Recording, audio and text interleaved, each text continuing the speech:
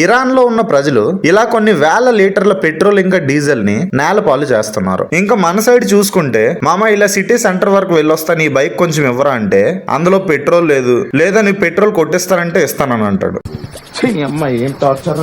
అయితే ఈ పెట్రోలియం విషయంలో వాళ్ళకి మనకి ఉన్న తేడా ఏంటి? అయితే మనందరికీ తెలిసిందే ఇరాన్ లో పెట్రోలియం చాలా ఎక్కువ ఉంది. అంటే అక్కడ 1 రూపాయికి 3 లీటర్ల డీజిల్ వస్తుంది. అంటే 1 లీటర్ రూపాయిలో 3వ వంతు. బట్ ఇప్పుడు రీసెంట్ గా ఏమైందంటే ఎప్పటి నుంచో ఇరాన్ నుంచి పెట్రోలియం ని ఇంపోర్ట్ చేస్తున్న యుఎస్ఏ ఇప్పుడు వాళ్ళ కంట్రీ నుంచి ఎక్స్పోర్ట్ ఇంకా ఇంపోర్ట్ ని బ్యాన్ చేసింది. సో ఇప్పుడు ఇరాన్ లో ప్రొడక్షన్ ఎక్కువై డిమాండ్ తగ్గిపోయింది కాబట్టి వాళ్ళ దగ్గర పెట్రోలియం ప్రొడక్ట్ కాస్ట్ ఆటోమేటిక్ గా పడిపోయింది. సో ఇరాన్ చుట్టుపక్కల ఉన్న కంట్రీలో పెట్రోలియం ప్రొడక్ట్ కాస్ట్ ఎక్కువ ఉండడం వల్ల అక్కడ ఉన్న ప్రజలు సీక్రెట్ గా ఇలా కొన్ని వేల టన్నుల పెట్రోలియం ప్రొడక్ట్స్ ని అమ్మడం మొదలు పెట్టారు. బట్ కొన్నిసార్లు వీళ్ళు అలా బార్డర్ క్రాస్ చేసేటప్పుడు పోలీసులు ఉన్నారని వీళ్ళకి తెలిస్తే ఆ పెట్రోలియం ప్రొడక్ట్స్ అన్నిటిని అక్కడే నేలపాలు చేస్తున్నారు.